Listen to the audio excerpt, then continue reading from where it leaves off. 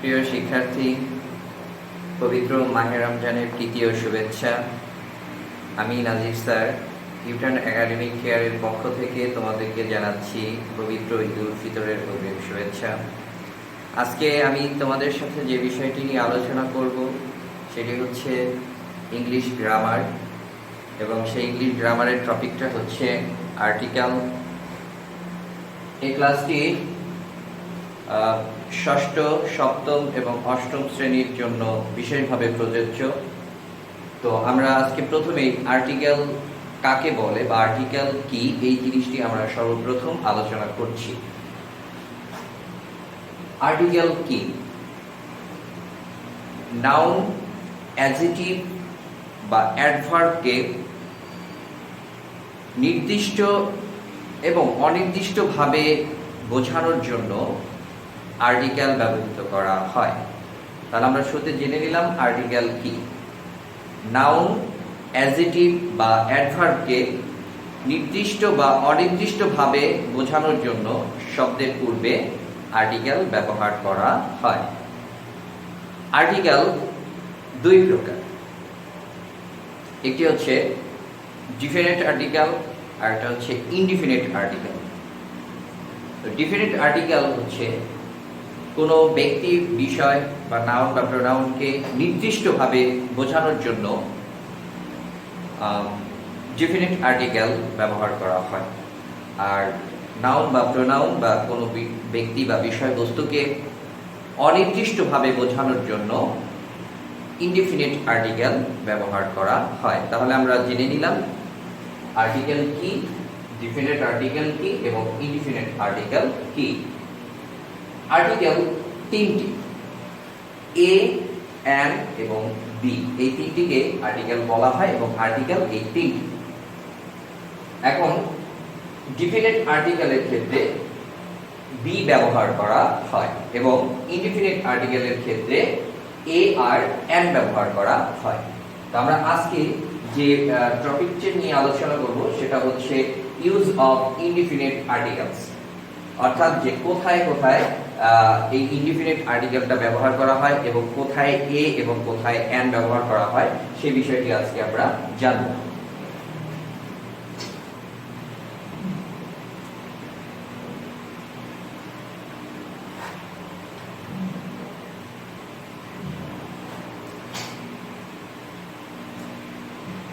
আমরা শুরুতেই জেনে নিয়েছি যে ইনডিফিনিট আর্টিকেল কি এবং ইনডিফিনিট আর্টিকেল ক্ষেত্রে এ আর এন ব্যবহার করা হয়, এটা আমরা জেনে নিয়েছি। তাহলে সর্বপ্রথম আমরা যে রুলসটা নিয়ে আলোচনা করব সেটা হচ্ছে রুলস নাম্বার 1। সাধারণত ভাওয়েলের আগে এন বসে, ভাওয়েলের আগে এন বসে। ভাওয়েল হচ্ছে পাঁচটি, এ, ই, আই, ও, ইউ। এই পাঁচটি ওয়ার্ডের শুরুতে যদি এই এ, ই, আই, ও, ইউ এই পাঁচটি লেটার থাকে তাহলে সেক্ষেত্রে এ না বসে এন বসবে। তো আমরা এক্সাম্পল হিসাবে আমরা দিতে পারি, যেমন অ্যাপেল, এর শুরুতে এ আছে যার কারণে এখানে এন বসবে।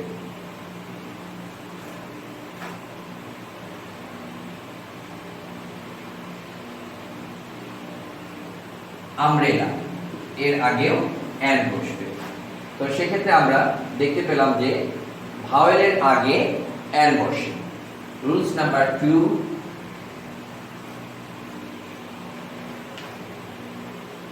ইংলিশ লেটার হচ্ছে 26টি।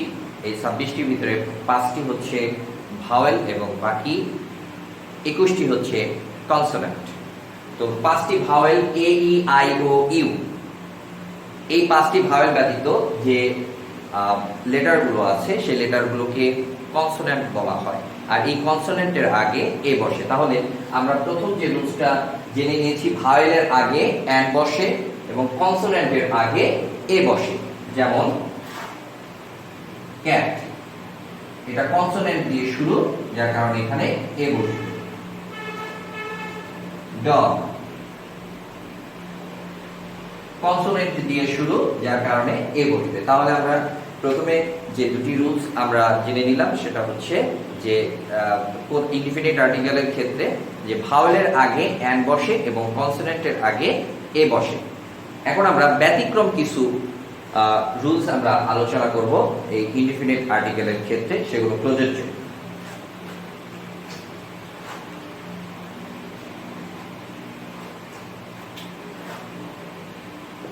রুলস নাম্বার 3, আমি বলে নিয়েছি যে ব্যতিক্রম কিছু রুলস আমরা আলোচনা করব। তো ই এর উচ্চারণ ইউ এর মতো হলে, ই ভাওয়েল হওয়া সত্ত্বেও তার পূর্বে এ বসে। আমি শুরুতে যে রুলসটা আলোচনা করেছিলাম সেই রুলসটা হচ্ছে যে ভাওয়েল, যে পাঁচটি vowel A, E, I, O, U, এই পাঁচটি ভাওয়েল এর আগে অ্যান বসে। কিন্তু এখন আমি ব্যতিক্রম যে রুলসটা আলোচনা করলাম যে ই এর উচ্চারণ যদি ইউ এর মতো হয়, ই ভাওয়েল হওয়া সত্ত্বেও তার পূর্বে এ বসবে। যেমন উদাহরণ হিসাবে আমরা লিখতে পারি ইউ এর আগে ই এর উচ্চারণটা ভাওয়েলের মতো হয়নি বা উচ্চারণের ভেদে এই ব্যতিক্রম যে রুলসটা সেটাই আমরা আলোচনা করলাম যে ইউ, এটার উচ্চারণ ইউ এর মতো হয়েছে, যার কারণে এর ভাওয়েল হওয়া সত্ত্বেও এর পূর্বে এ বসছে।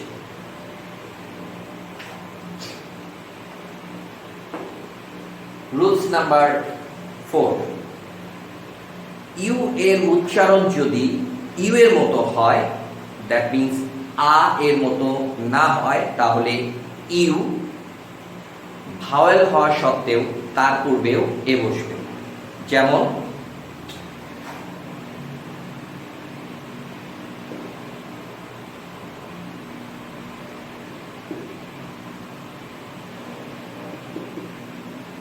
ইউনিভার্সিটি, ইউনিভার্সিটি এর আগে ইউ এর উচ্চারণটা ইউ এর মতো হয়েছে, ইউ ভাওয়েল হওয়া সত্ত্বেও এর পূর্বে এ বসবে। আর যদি এই ইউ এর উচ্চারণটা আ, দ্যাট মিন্স আমব্রেলা, আমব্রেলা যদি আ এর মতো হতো তাহলে ইউ ভাওয়েলের রুলসে অ্যান বসবে। তাহলে আমরা জেনে নিলাম 4 নাম্বার রুলস, যেটা হচ্ছে যে ইউ এর উচ্চারণ ইউ এর মতো হলে ইউ ভাওয়েল হওয়া সত্ত্বেও তার পূর্বে এ বসে, আর যদি আ বা ভাওয়েলের মতো উচ্চারিত হয় সেক্ষেত্রে অ্যান বসবে। তো rules number 5,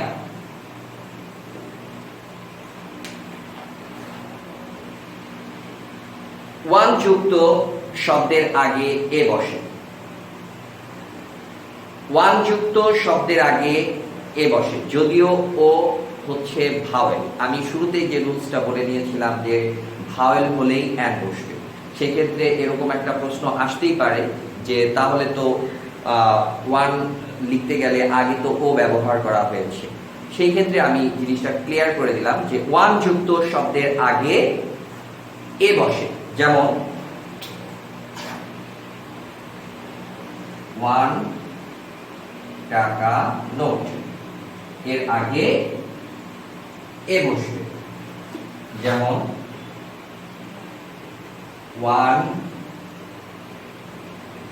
1-eyed man,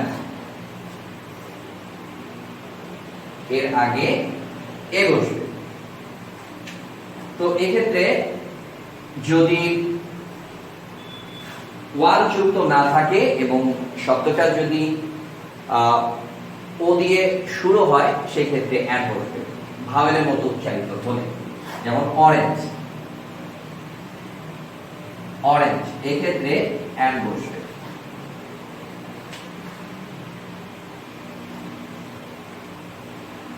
rules number 6, H এর উচ্চারণ হ এর মতো না হয়ে অ এর মতো হলে, এইচ কনসোনেন্ট হওয়া সত্ত্বেও তার পূর্বে অ্যান বসবে। আমি আবার বলে দিচ্ছি, এগুলো হচ্ছে ব্যতিক্রম রুলস, যার কারণে এগুলো আলোচনার বিষয়বস্তু। যে এইচ এর উচ্চারণ যদি হ এর মতো না হয়ে অ এর মতো হয়, তাহলে এইচ কনসোনেন্ট হওয়া সত্ত্বেও তার পূর্বে অ্যান বসবে। যেমন রুলস নাম্বার 6, অনেস্ট। এইচ এর উচ্চারণটা অ এর মতো হয়েছে, যার কারণে এখানে অ্যান বসবে। আওয়ার, অ্যান বসবে। এই উচ্চারণটা হ এর মতো না হয়ে অ এর মতো হয়েছে, যার কারণে এখানে অ্যান বসবে। অন্যথায় এইচ এর উচ্চারণ যদি হ এর মতো হয়, সেক্ষেত্রে কনসোনেন্টের যে রুলসটা আমরা সর্বোচ্চ 2 নম্বরে শিখেছিলাম, সেটা হচ্ছে কনসোনেন্টের আগে এ বসে, সেক্ষেত্রে এ বসবে।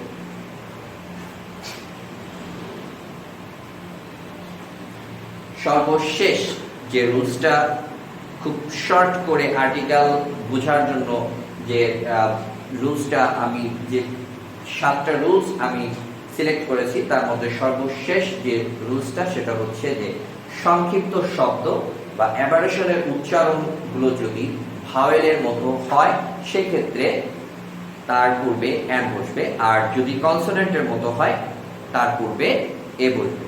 যেমন এম বি এ, এর আগে অ্যান বসবে, কারণ এই সংক্ষিপ্ত শব্দের ফার্স্ট যে এম এর উচ্চারণটা ভাওয়েলের মতো হয়েছে। অন্যথায় যদি কনসোনেন্টের মতো হয়, সেক্ষেত্রে এ বসবে। বিএসসি, এক্ষেত্রে এ বসবে। তো শিক্ষার্থীবৃন্দ, আমি খুব সহজেই আর্টিকেলের, এই ইনডিফিনিট আর্টিকেলের যে 7টি রুলস তোমাদের জন্য আমি রেডি করেছিলাম, সেই বিষয়গুলো আলোচনা করছি। আশা করি তোমরা সবাই খুব সুন্দরভাবে বুঝতে পেরেছো। তো তোমাদেরকে আমি আবারও পবিত্র ঈদ উল ফিতরের অগ্রিম শুভেচ্ছা জানিয়ে শেষ করছি। আল্লাহ হাফেজ।